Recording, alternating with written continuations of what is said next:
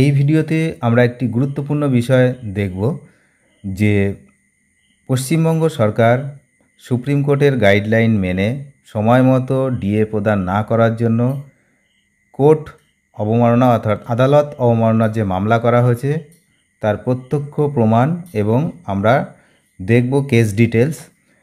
এই দেখুন, আমি সুপ্রিম কোর্টের অফিসিয়াল ওয়েবসাইটে আছি।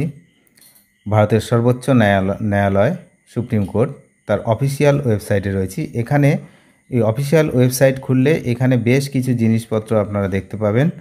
এইগুলো case list, case status, daily order, judgement, filing, অনেক কিছু রয়েছে। তো আমরা এদের মধ্যে প্রথমেই আমরা এই যে অপশানগুলো রয়েছে এখানে গিয়ে কেস স্ট্যাটাসে গিয়ে অর্থাৎ এইখানটা ক্লিক করতে হবে। এখানে ক্লিক করলে আমাদের এই পেজটা ওপেন হবে। এখানে দেখুন যে কি হিসাবে আমি এই কেস ডিটেলসটা জানতে চাইছি। ডায়েরি নাম্বার, অনেক কিছু আছে, diary number, case number, CNR number, এগুলো জানা থাকতে হবে, তবেই কিন্তু এটা বার করা যাবে। তো এখানে ডায়েরি নাম্বারটা আমি জানি। ডায়েরি নাম্বার হচ্ছে, আমি বলে দিচ্ছি, সবাই নোট করে রাখতে পারেন, তাহলে নিজেরাও দেখতে পাবেন। সেটা হচ্ছে 35252 35252 হচ্ছে এই আদালত অবমাননার যে মামলা তার হচ্ছে ডায়েরি নাম্বার। তাহলে আমরা এখানে এই প্রথম অপশানটা যেটা ডায়েরি নাম্বার সেখানে ক্লিক করব। ডায়েরি নাম্বারে ক্লিক করার সঙ্গে সঙ্গে এই পেজটা ওপেন হয়ে যাবে। এখানে দেখুন এই যে জায়গাটা রয়েছে এখানে ডায়েরি নাম্বারটা লেখার জায়গা রয়েছে। এই ডায়েরি নাম্বারের জায়গায় আমরা ডায়েরি নাম্বারটা এবার লিখব।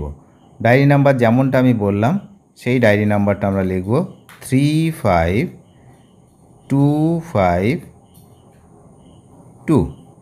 এই ডায়েরি নাম্বার যখনই লেখা হয়ে যাবে, ডায়েরি নাম্বার লেখা হয়ে গেলে এরপরে দেখুন এখানে একটা ক্যাপচা আছে। আমি যদি একটু জুম করে দিই তাহলে আরও ভালো লাগবে দেখতে। এই যে ক্যাপচা আছে, ক্যাপচাতে 10-4 লেখা আছে। এখানে যা হবে সেটা আমাদেরকে দিতে হবে সলভ করে। সেটা হচ্ছে 6। এখানে আমরা 6 দিয়ে দিলাম। দেওয়ার পরে এই যে সার্চ অপশানে সার্চ করে দিন। সার্চ করলেই বেরিয়ে যাবে হচ্ছে সুপ্রিম কোর্ট অফ ইন্ডিয়া। দেখতেই পাচ্ছেন সুপ্রিম কোর্ট অফ ইন্ডিয়ার এখানে কিন্তু এই যে বেরিয়ে গেছে। এবং এখানে এই যে ডায়েরি নাম্বার আমরা লিখেছিলাম যেটা দিয়ে সার্চ করেছি, এই যে ডায়েরি নাম্বার, অন্য নাম্বারগুলো কিন্তু এখানে পেয়ে যাবেন। যাই হোক, আমাদের মেন বিষয়বস্তু হচ্ছে যে এই যে জিনিসটা হয়েছে সেটা দেখার। তো এখানে দেখুন, এখানে হচ্ছে পরিষ্কার লেখা রয়েছে এই যে কন্টেম্পট পিইটি। এখানে কার সঙ্গে কারা করেছে, পিটিশনার কারা না, confederation of state government employees West Bengal, এরা হচ্ছে পিটিশনার। কার নামে করেছে, যে রেসপন্ডেন্ট নেম হচ্ছে, এখানে হচ্ছে মনীষ পান্থ লেখা আছে, এটা ভুল মিস্টেক হয়েছে, এখানে হচ্ছে মনোজ পান্থ হবে। আর IAS chief secretary and ANR, এখানে স্ট্যাটাসটা পেন্ডিং রয়েছে। এবার এখানে যে ভিউ অপশান আছে, এই ভিউ অপশানে যদি আমরা ক্লিক করি তাহলে এখানে আমরা ভিউটা দেখতে পাবো। এই হলো অরিজিনাল যে বিষয়টা, সেটা সবার সামনে আমি রাখলাম, আপনারা নিজেরাও চেক করে দেখতে পারবেন। এই কখন হয়েছে, 2 তারিখে, অর্থাৎ আজ কিন্তু এটা ফাইল হয়েছে 4:30 সময়। আজ ঠিক বিকাল 4:30 সেই সময় কিন্তু এই কেস ফাইল হয়েছে। সেকশন রয়েছে এখানে, সেকশন নাম্বারটাও লেখা আছে। আচ্ছা, কন্টেম্পট নাম্বার সব লেখা। এই যে এখানে দেখতে পাচ্ছেন এই হচ্ছে সিএনআর নাম্বার, এটা দিয়েও কিন্তু কেস যে স্ট্যাটাস সেটা সার্চ করা যায়। এই সিএনআর নাম্বারটাও এখানে রয়েছে। আচ্ছা, এই হলো ব্যাপার। পিটিশনার কে না সেটা এখানে রয়েছে, confederation of state government employees West Bengal. আর রেসপন্ডেন্ট হচ্ছে এখানে মনোজ পান্থ হবে, এটা মনীষ পান্থ হয়ে গেছে ভুল করে।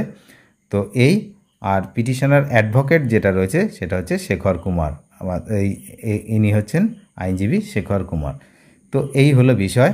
এই কেস স্ট্যাটাসে যদি আমরা দেখি যে এখানে যে মিস্টেকটা হয়েছে সেটা তো আমি আগেও বললাম যে এটা মনোজ পান্থ হবে, এখানে মনীষ পান্থ লেখা রয়েছে। আর একটা বিষয় সেটা আমরা দেখব যে এখানে যে আর্লিয়ার যে কেস সেটা যদি আমরা দেখি, আর্লিয়ার কেস ডিটেলস, এই যে এখানে দেখুন আর্লিয়ার কেস ডিটেলস, মানে কিসের এগেনস্টে এটা হয়েছে, কোন কেসের এগেনস্টে এই যে কোর্ট কন্টেম্প্ট মামলাটা হয়েছে, এখানে যদি আমরা ক্লিক করি তাহলে কিন্তু পরিষ্কার আমরা এখানে দেখে নেব যে এই আর্লিয়ার কেস ডিটেলসে এখানে কিন্তু পরিষ্কার রয়েছে যে 16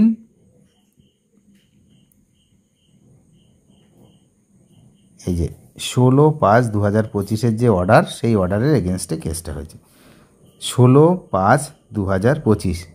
আমি একটু জুম করে দেখাচ্ছি, দেখুন পরিষ্কার লেখা রয়েছে যে অর্ডারটা দেওয়া হয়েছিল 16/5/2025 সেই অর্ডার মানেনি, তার জন্যই কিন্তু এই কোর্ট কন্টেম্প্ট মামলাটা করা হয়েছে।